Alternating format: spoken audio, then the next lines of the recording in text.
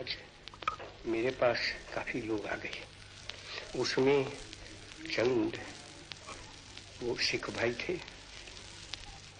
वो तो जिसको हम बाबा जी के नाम से पहचानते हैं, और वो तो मेरे से बड़े हो गए। उनके सब मुरीद थे, बड़े आदमी थे। उन्होंने सब मुझको सुनाया। तो उन्होंने क्या सुनाया कि एक तो उन्होंने ये सुनाया कि ये जो हो रहा है आज, वो न सिख धर्म है, न इस्लाम है, न हिंदू धर्म है। सबको थोड़ा थोड़ा तो हम लोग जानते हैं, लेकिन ऐसे कोई धर्म रख सकते हैं कि वो न करने का काम करे, तो वो तो हो नहीं सकता है। और पीछे उन्होंने मुझको सुनाया कि देखो तो सही, हम सिख, वो तो आखिर में तो गुरु नानक से सिख पंथ तो शुरू हुआ। तो गुरु नानक ने क्या सिखाया है, मुझको दुख है कि जो मुझको उन्होंने लिख लिया, तो वो भी तो बड़े हैं, यहाँ भी तो पड़े हैं परेशानी में, लेकिन वो सब बड़े सिख थे। और उन्होंने कहा कि हमारे ग्रंथ साहिब की बात सुनाना चाहता हूँ। तो वो कहते हैं कि ईश्वर को तो बहुत नाम से हम पहचानते हैं, और उसके पीछे वो अल्लाह आ जाता है, रहीम आ जाता है, खुदा आ जाता है। सब धर्म में ये है तुम कि नानक साहब ने पेशा ही वो किया कि सबको मिला देना। कभी साहब ने वो किया, वो जमाना चला गया, वो हमारे लिए दुख की बात है। तो उन्होंने कहा कि ये चीज जितने आदमी पढ़े हैं, हिंदू हैं, वो भी इतना तो ग्रंथ साहब को जानते हैं। मैंने आपसे माफी तो मांग ली कि वो चीज तो आज के लिए मैंने मांग ली थी, लेकिन बस ऐसा रहा है तो वो नहीं आया है। अब भी मैं थोड़ा कहने वाला था, कहा अभी जाओ और ले आओ, वो तो मेरा काम नहीं है, तो वो तो नहीं है। लेकिन उसका मतलब तो ये है, शायद कल मैं न भूल जाऊं, और मैं भूल गया हूं कि नहीं लाया, मुझको भाई कहना चाहिए तो वो मुझको दे दो। लेकिन मैं क्या करूं, परेशान पड़ा है। जो आदमी 1 मिनट की फुर्सत नहीं पाता है, तो मुझे ऐसी खबरदारी नहीं रखता है। वो जानता है, मानता है। तो जो लड़कियां मेरे पास पड़ी है, जो नौजवान मेरे पास पड़े हैं, वो मेरे हाथ हैं, मेरे कान हैं, मेरी आंख हैं। तो वो होते हुए मैं आंख बन जाऊं, मैं कान बनूं, मैं हाथ बनूं, तो मैं टूट जाऊं, मेरे से हो नहीं सकता। तो वो मैं आपको क्यों सुनाना चाहता था। एक भाई है, उसको रंज है, आप लोगों ने उसको कहा तो उन्होंने मान लिया। वो शराफत बताती है कि यहाँ एक जो निजी घर है, वहां तो कहते नहीं है कि ऐसे आदमी को आना है तो इसे नहीं आना है, लेकिन ऐसा तो है।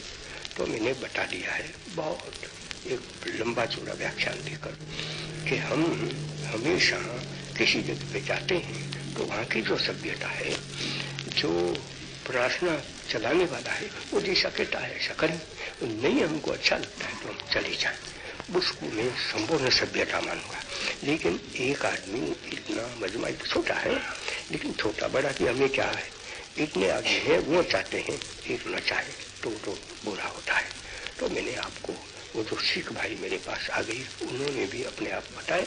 तो मैंने कहा कि वो लड़की को लिखा दो। तो उन्होंने कहा कि मैं गुरुमुखी में लिखा दूं। तो मैं तो कैसे कह सकता था, गुरुमुखी में लिख नहीं सकता हूँ, थोड़ा सा जानता हूँ तो मुझको कष्ट होगा। तो फिर उन्होंने कहा कि मैं उर्दू में लिखूँ।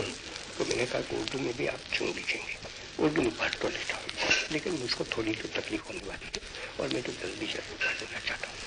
तो कहा कि अभागिन पड़ी है, उसको आप लिखा दें नागरी लिपि में, और वो तो सादा, उसमें कोई बड़े भारी शब्द थोड़े हैं, उसमें आ जाता है तो आ गया। बस वो मेरे कम नसीब से वो चीज या नहीं है, तो इसलिए तो मैं आप लोगों की माफी मांगूंगा। लेकिन उसमें मतलब क्या है तो मैंने आपको बता दिया। तो मैंने आपको प्रार्थना की बात कही। अभी वो जो सिख भाई आ गए मेरे पास, पंडित गुरुदत्त, वो तो बड़े वैद्य आदमी है?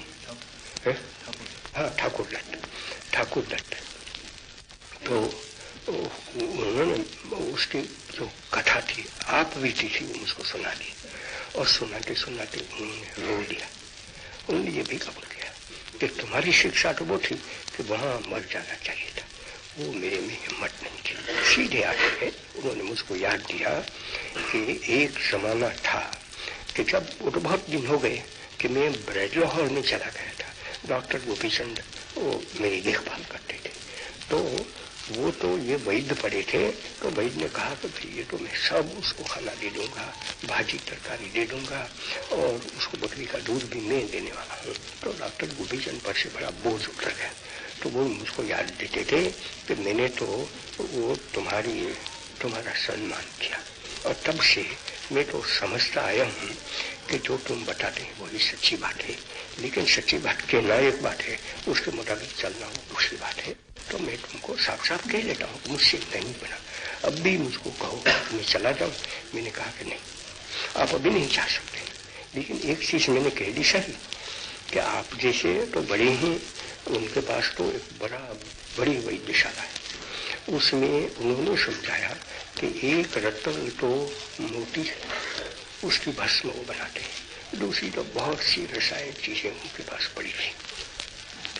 तो अभी क्या हुआ है वो कहते हैं, उनको पता नहीं है, सुना है, वो तो वहां से भागे जब बस बड़ा मजमा आ गया कि हाँ अभी रहना, वो तो मरना ही होगा, तो मरे क्यों, उनके पास तो मोटर रही, सब सही भी है, तो वहां से निकल कर भी वो लाहौर नहीं छोड़ा, तो ब्रेडलो हॉल में जाकर रहे, दूसरे रहते थे ऐसे, फिर से आखिर में यहाँ पहुंचे। तो उनको अपनी राम कहानी सुनाना था, तो मुझको सुना दी, और मैंने उसमें कोई दखल नहीं दी। लंबी थी, लेकिन जो परेशान होते हैं वो लंबी न कहें, मैं उनके पास निकाल दूँ, कैसे कर सकते हैं ऐसा, तो उन्होंने कहा। तो मैंने उनको कहा कि अगर मेरी चले और जब तक मैं यहाँ जिंदा पर हूँ और माना कि दिल्ली का सब साफ हो गया है, तब तो मुझको पांख आ जाते हैं, जब नहीं मैं कर सकता हूँ तो मैं हैरान हो जाता हूँ। तो इसलिए मैंने कहा कि अभी तो आपको बड़े हैं, रिफ्यूजी है, आप काम करें, सिखों को भी मैंने कहा तो काम करें, और ऐसा बता दें कि पुलिस के जरिए से नहीं, मिलिट्री के जरिए से नहीं, लेकिन सब आराम है और हिंदू मुसलमान अपने अपने घर में रहते।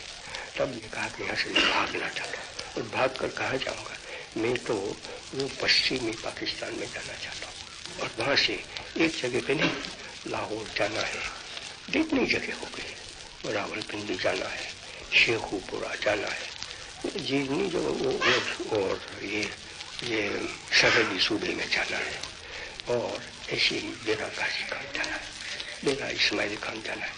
कितनी बातें मैं आपको सुना, और मैं तो आखिर में कराची तक पहुंचना चाहता हूँ, और मुझको ऐसा लगता है कि मैं तो सबका खादिम हूँ, सेवक हूँ, मुझको कौन रोके, क्यों रोके, सबका दोस्त होकर जाता है, उसको कोई रोकने की जरूरत नहीं है।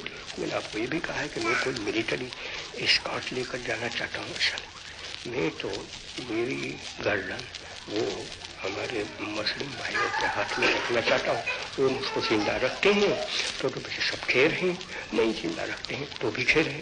क्यों कि वो अगर ऐसा हो जाए कि अपना दोस्त है उनको काटें, तो पीछे तो वो दुनिया उसके लिए कहेगी कि तुमने क्या किया, तो पश्चाताप की बात होती है। तो मैंने कहा कि अगर ये होता है तो आप समझें कि कोई भी सिख या हिंदू वहां से भाग कर आया है, दुख के मारे, डर के मारे, उसको सब कुछ वो पंडित फिर मैं भूल जाता हूँ, ठाकुर दत्त, तो ठाकुर दत्त वो उसको भी जाना है। मैं ये नहीं कह सकता हूँ कि अगर लाखों का माल उसका चला गया तो लाखों का माल हम ले सकेंगे, ऐसा अगर करें तो कोई संबंध लिख नहीं सकती। लेकिन जो चीज रही है वो कहते हैं कि मेरे पुराने पुस्तक सब संस्कृत वो रहे, कुछ दवाइयाँ भी रही, क्योंकि उनका तो दवा का कारखाना बहुत बड़ा रहा, वो तो कहते हैं कि रहा है। और उन्होंने क्या मुझको सुना है कि मेरे तो इतने मुस्लिम भाई थे और वो मुस्लिम, तो वो उनके पास फी तो नहीं लेना है, लेकिन उनको दवाई भी मुफ्त मिले, और पीछे जब वो आराम हो जाता है तब उनको वो छोड़ेंगे। ऐसे उनके काफी मुसलमान दोस्त रहे, मुसलमान उनके दर्दी रहे, मरीज रहे, वो यहाँ की बात में सुना, क्योंकि ये प्रस्तुत हो जाती वही हकीम अजमल खान ने किया। अभी वहाँ के जो उनके फर्जंदे उसको मार तो नहीं डाला है, लेकिन अगर कोई हम गुस्से में आकर उसको मार डालें तो हमारे लिए कितनी शर्म की बात हो जाए कि उसी हकीम साहब ने एक ट्रिविया कॉलेज निकाली, उसको तो मैं खोलने के लिए चला गया था। तो उसमें तो आयुर्वेद सिखाते थे, अभी भी शायद सिखाते हैं, उसमें यूनानी सिखाते हैं, उसमें थोड़ी डॉक्टरी भी सिखाते हैं, थोड़ा डिसेक्शन भी सिखाते हैं, उसमें डॉक्टर अंसारी काम करते थे, उसमें बड़े हिंदू हकीम थे वो भी काम करते थे, और सब उसके बाद आज़ादी से जा सकते थे। वो ट्रिविया कॉलेज। तो अभी मैं क्या ये कबूल करूं कि नहीं, अभी तो वहाँ वो रह नहीं सकते। क्यों? कि वो तो हिंदू मुसलमान तो बहुत दगाबाज है, बेस्ट कॉम्युनिस्ट है, मानो सब तो नहीं हो सकते, वो तो दुनिया मिल जाती है अगर सब ऐसे रहें तो जो रहते हैं उनको फांसी दो। मैंने तो कह दिया, एक आज नहीं कहता कि उनको शूट करो।